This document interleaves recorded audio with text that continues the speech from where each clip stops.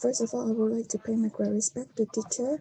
So today I'm going to present you about the ninth chapter, which is I have done in um my midterm. So here is my content, which are the first one is introductions and the nature of communication. The second one is phonological component, which is talk about phonic. Third one is phonological component, the same, but we talk about phonology. The fourth one, we talk about a morphological component. Fifth one, we talk about syntax.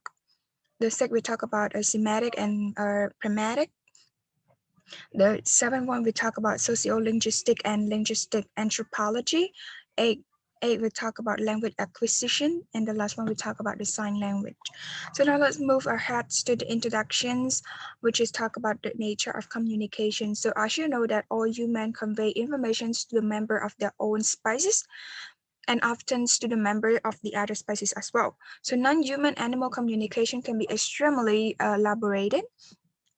Yet what strikes us the most is comparing non-human and human communication is the scope of a human communication.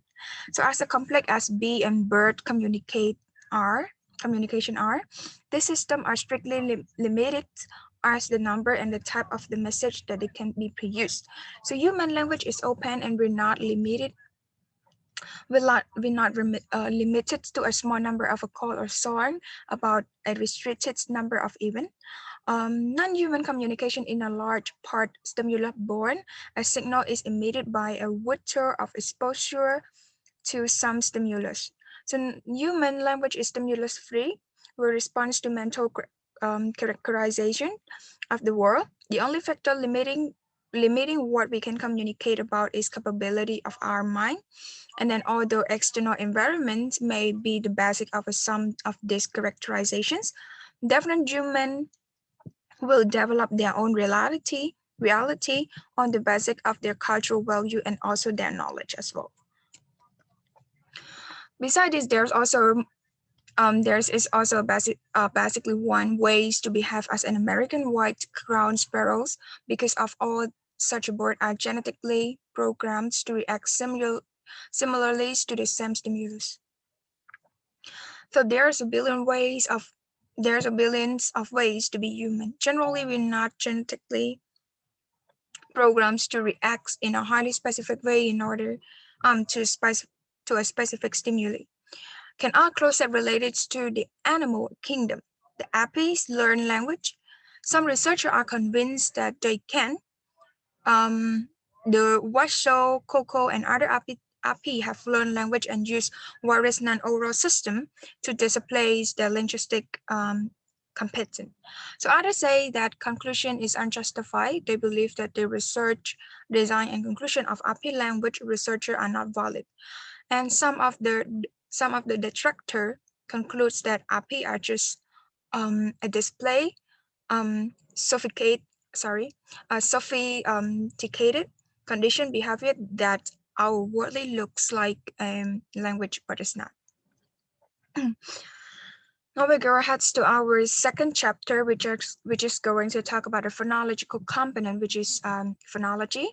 So phonic text. So phonic text can be divided into three semi-interdependent area, which is about acoustic phonetic, phonic text, auditory phonic text, and the subject of the chapter, articulatory phonic text. So articulatory phonic text is the study of the productions of speech and sound. So many natural events are basically continuous. Speech is one of the best of this event. So the sound of the utterance are strung together with a minimal gaps. Yet we perceive the utterance to be made of an individual word, phrases, and sentence, each separated by various boundary. The articulatory phonetics segment speech into the unit called phone. Even though a phone can be described in an isolation, in actual speak, the ideal shape of the phone will vary due to its phonetic environment. Speak sound are initiated by an airstream. stream. The airstream can be altered when the vocal folds set it into vibration. So the result of the voice sound, part vocal fold can lack of vibration and a wireless sound, and then the airstream can flow through the oral cavity exclusively, creating an oral sound. So on the airstream can pass through the oral and nasal cavity, resulting in a nasal sound. If the airstream is impeded when one speak organ touch another, which says that consonant has been produced. So the momentary impediments can occur at any location from the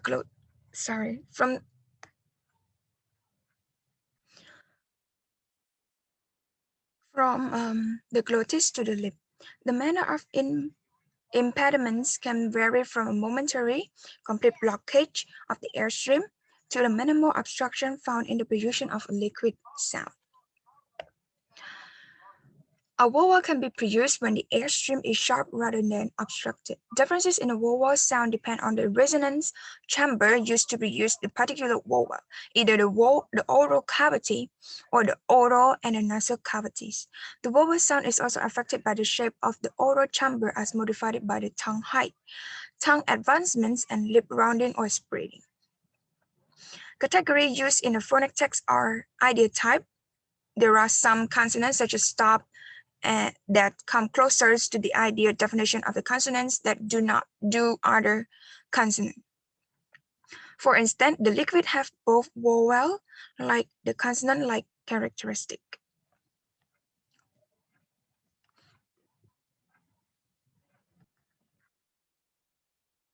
So now I'm going to talk about the third chapter, which is the phonological the same, but we're going to talk about phonology. So phonetixian attempt to discover as much as detail possible about a speech sound. Phonetic transcriptions will record as much as detail can be perceived. So we can produce the T sound in the following way, like t, th, t, and th. Our markedness is a contrast in complexity and rarity of the sound. Unmarked sound are more basic, more common in language, and learned by the children earlier than the marked sound. So the marked sound are more complex, less common in the language, and learned by the children rather than later than unmarked. The represent narrow transcription for the T sound in English.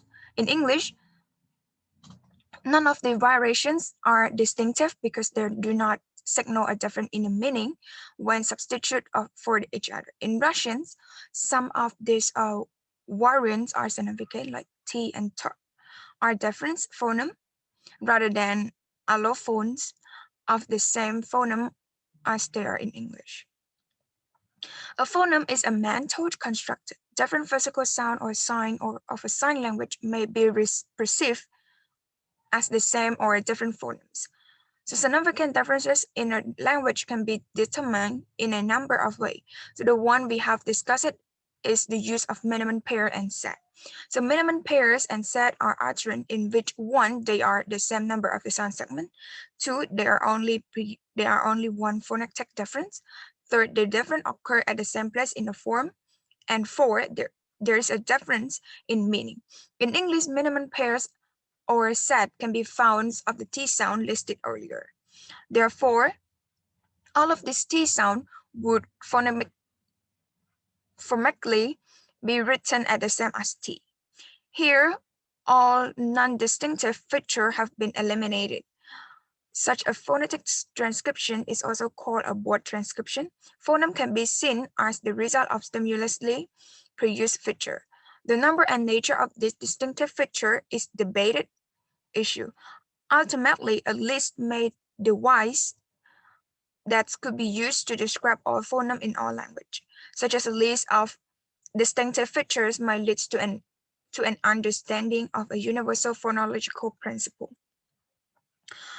Now let's move to this fourth one, which is we're going to talk about the morphological component. So morphology is the study of the rule governing the internal structure of the word and the interrelationships that exist among the word. So the basic unit of morphology is the basic unit of morphology is morpheme, of which there are two main types, bound and free. Bound phoneme can be derivational or inflectional. Derivational morphemes, when added to a word, change the meaning or a part of a speech of that word. Inflectional phonemes serve grammatical functions such as changing a singular noun to a plural one. So language can be classified on a basis of how they use um, morpheme. In analytic language, words are signaled as single morpheme. In synthetic language, bound morphemes are attached to root morphemes to change the meaning or the mark grammatical function. Three kinds of synthetic language type were discussed, which are inflectional, um, agglutinating, and polysynthetic. In reality, most language make their tropical typological principles to various degree. Morpheme may have a different phonemic shape. The phonemic shape that is used depends on the sound characteristic of the phoneme of a morpheme being combined. Because both morphology and phonology are involved in this subconscious decision, the study of them is called morphophomic. New words are constantly entering language. The processes of compounding, blending, acronym formation, foreign word borrowing, clipping, derivations, back formation, using proper names, and using trade name are some of more common ways that new words are being formed. Besides the chapter number 4, we're going ahead to chapter number 5, which we're going to talk about syntax. So the study of grammar is the study of the rule of the language. Language is a system of symbols that a rule govern. Language is also a multi-level system of the rule. Although most people see grammar as a synonym with the study of a sentence structures and other form larger than word, this is only levels of grammar called syntax. Syntax is the study of a rules to combine phoneme, a morpheme, and a word into linguistic unit larger than words. Morphology is a grammar of word. Phonology is a grammar of speech sound. A sentence can be defined by its structure or its function So a sentence can also be either active or passive. A clause has both subject and a predicate. A clause cannot stand by itself, as a sentence is called dependent clause. So a phrase is any constituent of a sentence that does not have both subject and a predicate. Phrases are named after the main constituent, the head of the phrases, such as noun. Phrases serve various functions in a sentence. For instance, a noun phrase may be the subject of the sentence and the object of the word, and so on. In 1950s, Noam Chomsky revolutionized the study of syntax with his concept of a transformational generative grammar. This idea stated that before we speak, we have formulated an idea of what we're going to say. Universal grammar, a basic pre-wirings of the brains that presupposes all the peoples to encode experiences linguistically in a specific ways, convert those ideas into a phrase structures rule, and then the universal phrase structures rule leads to the deep structure. To be understandable to other, the deep structures must be have or encoded into a specific grammar language that once the experience is encoded, the deep structure is transformed by moving, deleting, substituting, or inserting various elements until a grammatical utterance is formed. So the same deep structures will therefore have a different surface structures in a different language, or even within the same language, depending on the style of the speaker or a circumstances under which the term is spoken. The speaker There have been a numerous of shots of Chomsky linguistic and Chomsky himself make alteration of to his early idea, including substituting other concepts for deep and surface structure. In 1995, he published the minimalist program, which he's made an additional change to his previous hypothesis about language, including dropping the concept of a deep surface structure. His idea about language continued to evolve, as do non-generative alternative hypotheses such as connective functional linguistic that is discussed in chapter 8, and challenge some sort of the most basic hypothesis of generative grammatical. Here we are going to chapter number 6, which is talk about semantic and grammatic. So semantic is the study of the meaning. Lexical semantic deal with the meaning of word. There is a lexicon or dictionary in each person brain contain the definition of all the words that the person knows. The inference of each word is the concrete object or the abstract concepts to which the word refers. So semantic property are the elements of the meaning that make up the mental image of the word in the mind of the speaker. Semantic property can be analyzed using the word plus or minus system to distinctive feature analysis. Words that share semantic property can be considered members of semantic domains. So markedness, the concept of some members of a semantic domain are more common or usual than others. Give an ideas of how the native speaker of language think about that word. Words that are similar to each other in the meanings or the sound are homonym, synonym, homonym, and antonym. Homonym are the words that form a subclass of another word, and words have a similar meaning that are share the same semantic property are called synonym. And these are the words that sound different but the same meaning. Synonym have some donations or dictionary definitions, but different connotation or shade of the meaning. In contrast to synonym, homonym are words that sound the same but have a different meanings. Polysemous words are more than one meaning, which is we're talk is like multiple meaning words. Words that have the opposite meaning are called antonym, which can be classified as complementary pair, gradable pair, and relational opposites. Structural semantic is the study of how the structures of the sentence contribute to the meaning. Some special topics studied in the structural semantic are contradiction, utterance in which the semantic property of one word unexpectedly do not match with those of another. Oxymorons, phrases that combine a contradictory word, and anomalous utterance is in which the semantic property of the word involved doesn't match. Other topic are metaphor, which is two dissimilar items are symbolically considered to be similar to each other, and the idiom utterance in which there is a contradictory between the meaning of the pairs and art of the utterance and the entire utterance. So pragmatic, the study of the interactions of context and the meaning, look at the practical use of a language. By using particular word or phrases, speaker give an utterance social meaning, which tell more about themselves than about the reference.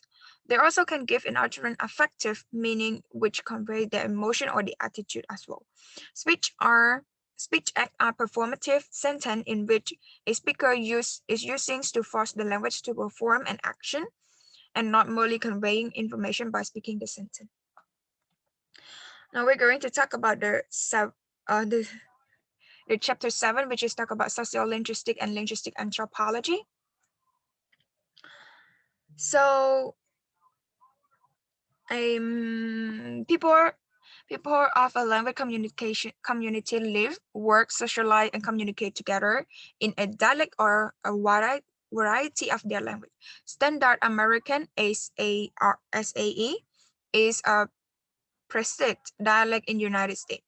BBC English is preset dialect in United Kingdom. Regional dialect shows semantic variation, synecdoche variation, and phonological variation. Original dialect have a social meanings in that people make assumption about other based on a dialect that they speak. African American is one of the terms for a variety of English spoken in a part of United States by African American. It is an important part of African American cultural heritage and communal value. African Americans switch back and forth between a SAE, AA, and AAE as the circumstances require. The practice of a changing from one style of the language to another is called code switching. The characteristics of AAE have often been misunderstood and incorrect language English. However, it is rule governed follow the distinct phonological rules that include the rule for R and L deletion, the final consonant delections rule mono monothogonization and modifications of the interdentals fricative. So many of the difference between SAE and AAE are grammatical features that include the verb delections. Verb aspect the word in order of directions question, multiple negations, and the existential it. One phase of American culture have been preserved in American culture is respect the admirations of human words. Some of characteristic of Hispanic English HE are the result of applications of a Spanish phonological system of the English word and a Spanish word order and English sentence. One characteristic such as double negations come from the grammatical rule of Spanish. Another interesting syntactic practice of the bilingual Hispanic American community is the use of Spanish inflectional morpheme with English word. When people have a different cultures come together, contact language facilitate communication. A common second language can become a lingua franca. Pidgin language are simplified language developed for use in a specific interactions. They get their vocabulary from the substrate language, but syntactic quality come from the subtract language. When a Pidgin language is learned by the next generation and its first language, a process called datawizations, it's become a Crowley language.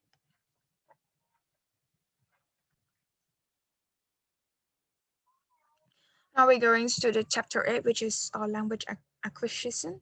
So much of the recent research regarding to the first language acquisition has focused on brain development. Many linguists believe that our potential for language is innate to humans, that children are born with their brain hardwired for the ability to learn the language. The innateness hypothesis states that there are predisposed to a certain universal grammar involving phonemics differences, word order, and phrase recognitions. This hard writing is a brain has been called a language acquisition divide, and it seems to work only during the childhood, according to the critical period hypothesis. Its work despite poverty of a stimulus. Other proposals concerning language acquisition include the imitations hypothesis, the reinforcement of hypothesis, the interactionist hypothesis, and the cognitive functionalism. So children seems to use their innate language ability to extract the rules of the language. Within a few months after birth, baby begin to cooing and bubbling. Around 1 year of age, children being say one word utterance, which are referred to hollow phrases. The stage of language acquisitions is the hollow phrases stage. Sometime after 18 months of the sometime after 18 months of the children into enter the two-word stage, which they combine such a word as an urgent actions, action object, processor, processions, and the action location. As the children being adding more word, the children are describing to telegraphic speech. As they begin to learn rule of morphology, they acquires to plural marker, which they generalize. As the early of the 6 month, baby indicates that they understand the meaning of the word by looking at the object or present mention. So by the age of 6, their productive vocabulary will be about like a 10,400, sorry, of 14,000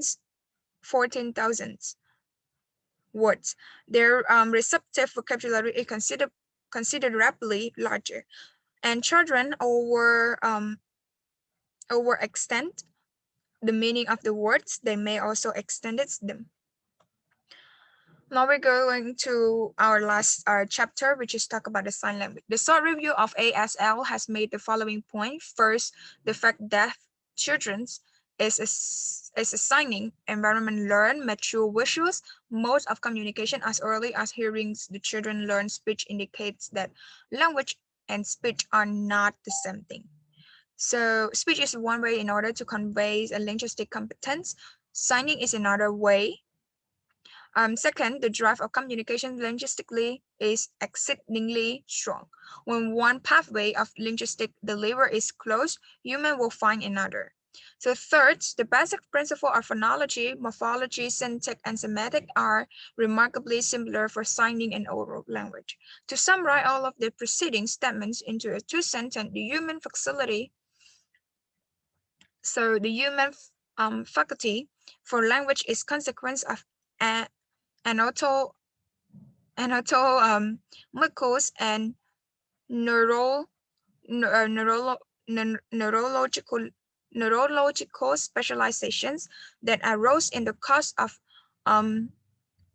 hominins evolutions. The faculty is not depends on either speech or hearing. Sign language structure is based on variations in a several parameter.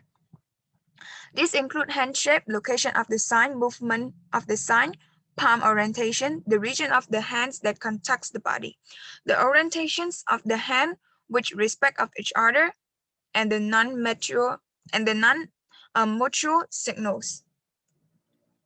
So here is the end of my presentation.